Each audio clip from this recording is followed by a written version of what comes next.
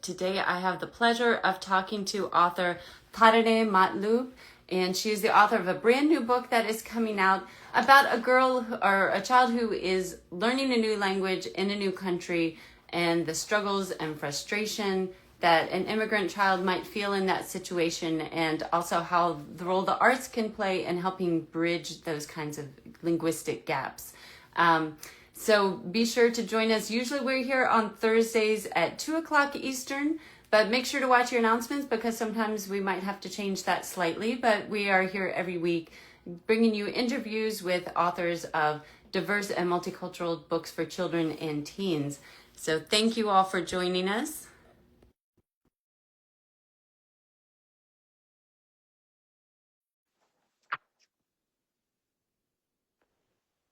And actually next week we will be on Friday instead of Thursday also. So again, watch for your announcements. Hello.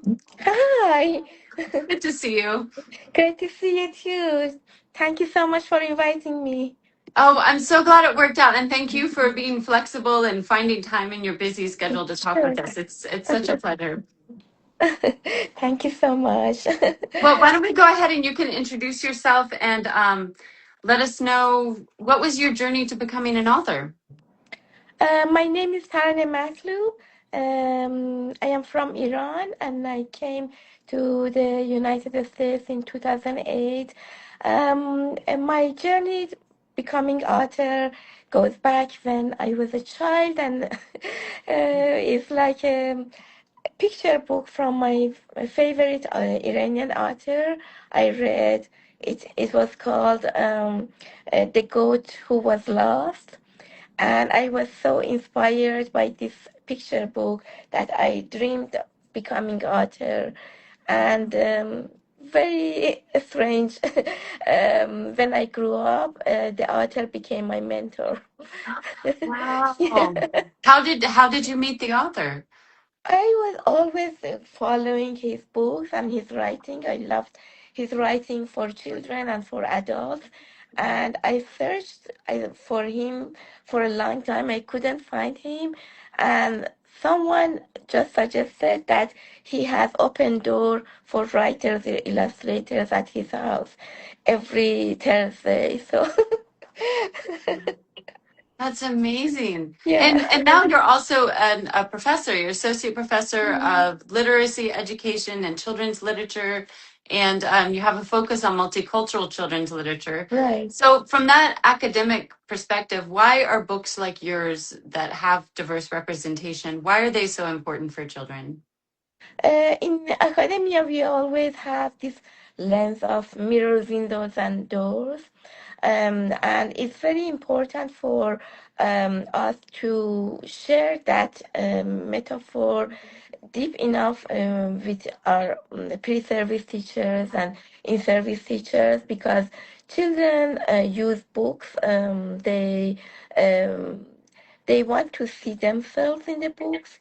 They want to see other people in the books, and also they want to use it as a door to go to the other culture and start a conversation with people from other culture. So in academia, it's very similar to what we have in literature. We always want to see through that lens.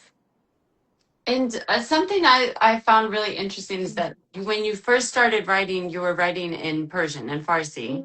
And I believe you have 5 picture books that you Right. went there. And so I often hear about people when they speak more than one language, sometimes they feel like their personality is a little different. So do you feel like your storytelling is different when you're writing in Farsi or writing in English? My storytelling, I think, does shift between English and Persian, because I think the heart of the story always remains the same, but there are some differences emerge from the fact that Persian is a very poetic language, and we have some literary tradition that's rooted in the in our classical poetry. But we also have that kind of in narrative in Persian storytelling. We always have some kind of hiding the best part of the story and let the reader discover that. So I always change that in my American writing, because in American writing we want everything clear. Like you have to be more direct, more Yes, obvious. yes. Interesting. Um, so your new book is An Invisible River to Cross, and it comes out when, what's the actual, is it already launched or it's about to launch? I can't remember the It's exact date. today. Today? Oh, today's the launch. Great. Well, congratulations. Thank Tell you. us about the book and what inspired it. Actually inspired, I was inspired when I was doing a research project with my pre-service and in-service teachers. We were doing a project through VR, virtual reality, and the story was like about a student, like Afsi in the story, very feel lost and lonely in the story. I wrote that the story for that VR. It was not same like this. It was the idea of that story, a child who wants to learn the language and doesn't know, because my students always telling me about um, uh, we cannot communicate with the student, or students cannot communicate with us. I teach in Iowa, so we have mostly white teachers, and we have some population of immigrants. And I from my students' experiences and reflections, I understood that they have a hard time communicating with their students, and from that miscommunication comes sense of fear, sense of confusion, and so many confusing feelings. So that was the inspiration for the writing the story. I wanted to honor all of those experiences, which were very real experiences, and I wanted to create some kind of something that make them more, this communication, something more approachable between them. Right. And one of the things that your book does so well is that it really portrays the emotions that the child feels, Afsi feels, with the frustration, the anger, the loneliness. What do you want the students, young readers, to take away from this book? I think when a child doesn't know language, when they don't have the fluency in a language, in addition to all the fear and everything, it's part of their identity. So it's not really some collection of words that if they learn that would be okay. It carries so much different values like memory, family values, cultural values, family dynamics, humor, and sense of belonging. So I think that emotional complexity is very important in learning language.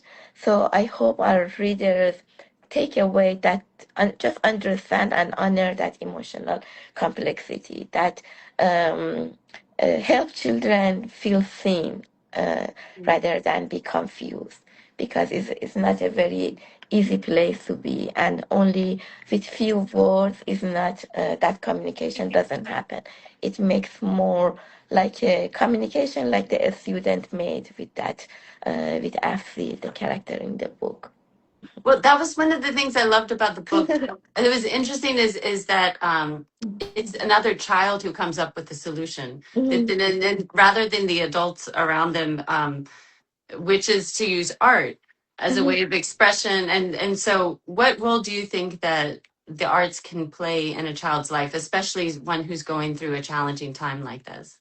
I believe art and imagination allow children to externalize their internal feelings and emotions and experiences.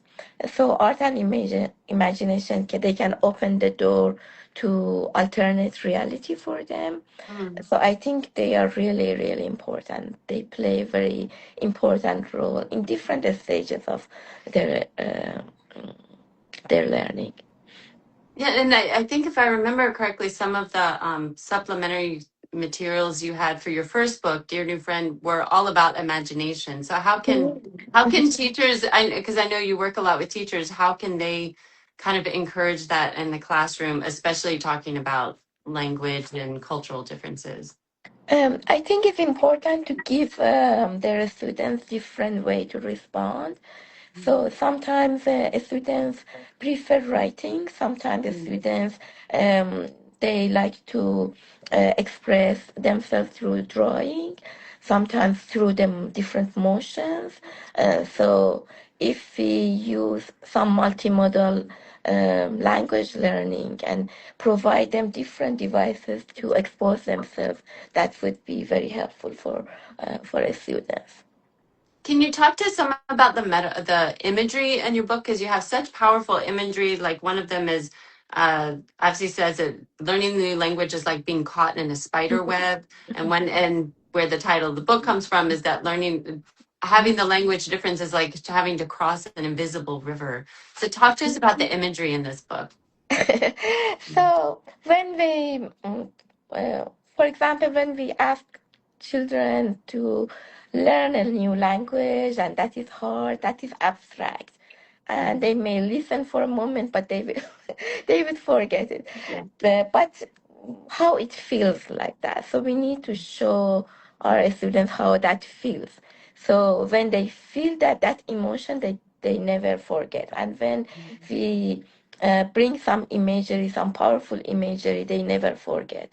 So Invisible River for me, it made sense to me um, because it's invisible.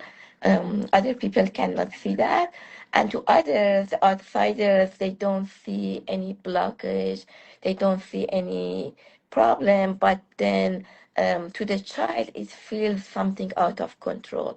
It feels something that is rushing, something that requires risk, but it's also because they may talk something, some word, and they say it's wrong, and they get humiliated. There has some risk, but and there are some they might be misunderstood if they take that risk. But river suggests some kind of movement, some kind of um growth and transition. So it was important for me to say that through some imagery that stays with them. And not only for those who want to learn language, but any problem that is out of your control, but you want to uh, get that sense of transition and you want to move and you want to work on that invisible river work for any of those. Right, that's interesting, and especially like you said, that part about it being invisible, that other people, especially if they haven't had that experience. I was thinking about, you're mostly white teachers. If they haven't gone through that themselves, then maybe they don't really see how difficult it is for the students. Or like you say, maybe they think of it as just a collection of words. I just going back to something you said earlier about the emotions of it. I haven't had the same experience as Afsi. I was much older when I traveled to another country, but still learning another language.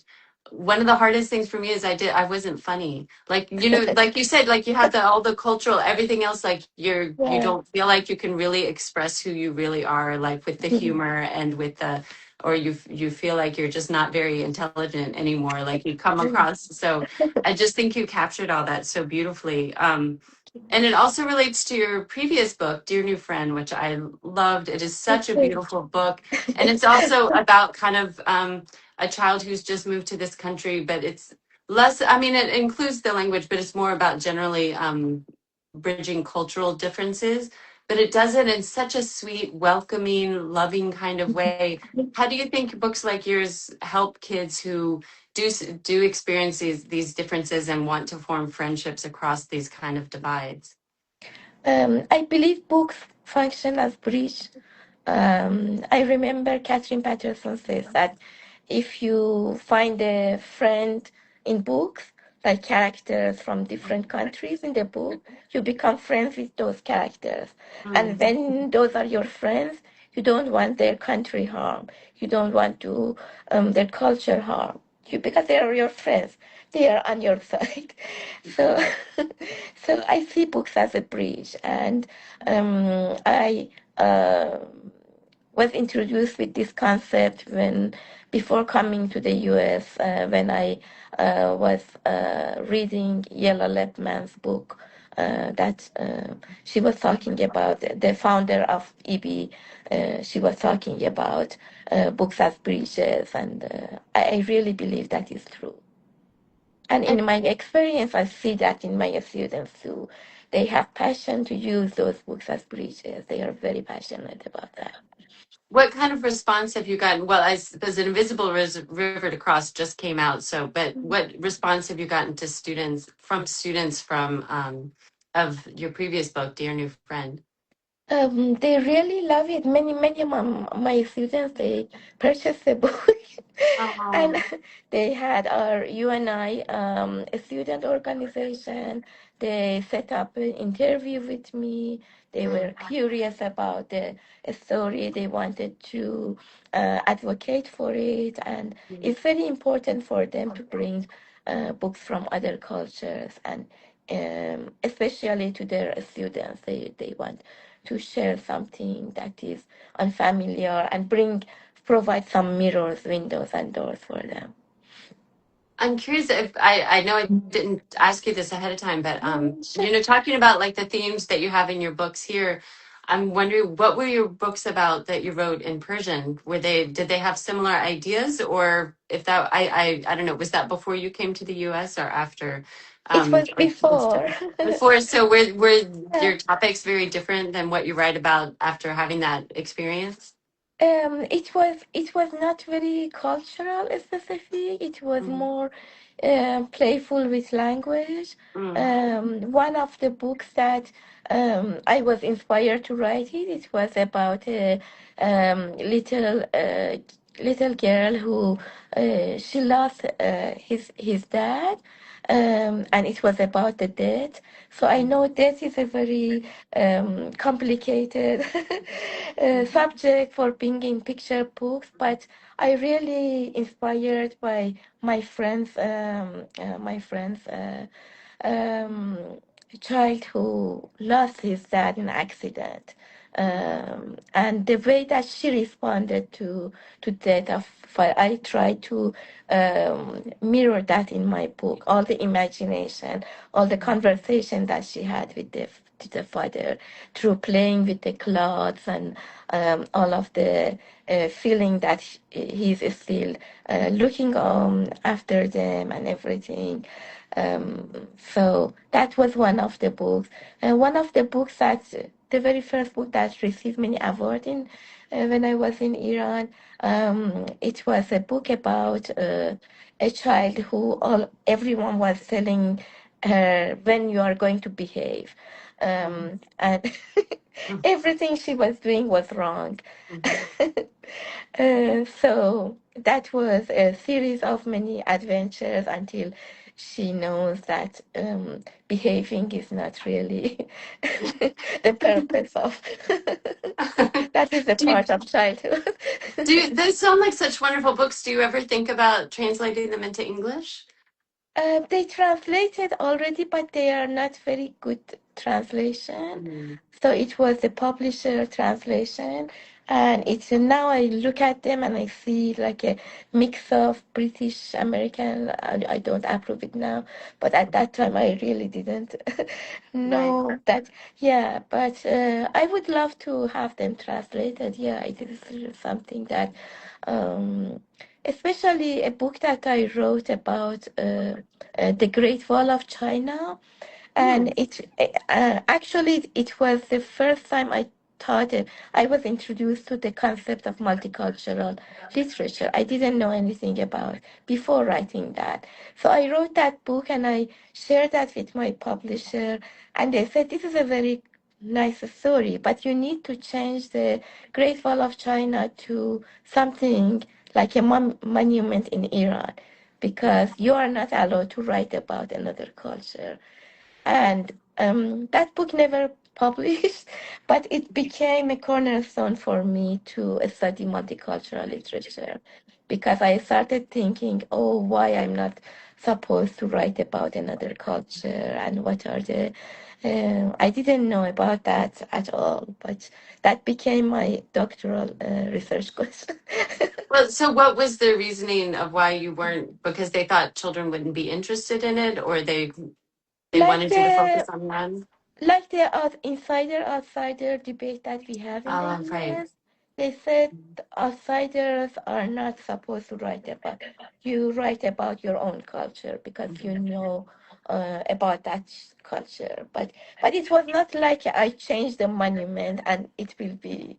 Right. I researched about that a lot, and Chinese culture was very much in different root of the story. So it was not possible for me to just change the Right. name of the monument. So I never published that story. But I Interesting. like that became made me wonder why we shouldn't write about another story. And Interesting. And what do you think you're going to write about next? I mean, I know this one just came out, so I don't know if you're already working on another project or thinking, or if it's too yeah, soon. I'm But working. I'm very much like I have two different interests. One is really I like to write about mythology, Persian myths, because they are so rich, and people in the US they are not much familiar with that. The other thing is also I want to write multicultural stories that portray everyday life.